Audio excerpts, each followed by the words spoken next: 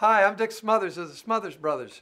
For years, I suffered from heartburn with acid flowing into my esophagus from my stomach. I treated my symptoms with antacids.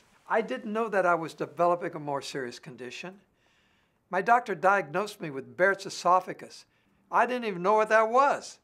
It's a precancerous condition of the esophagus caused by years of acid reflux.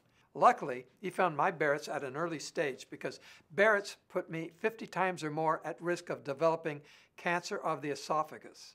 My doctor treated me with a non-surgical procedure and I was able to go home after just a few hours.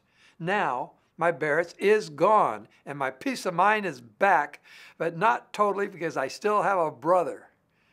If you suffer from chronic heartburn or know you have Barrett's, talk to your doctor. If caught early, Barrett's esophagus can be treated. Call 1-800-514-2993 to learn more and find a specialist near you.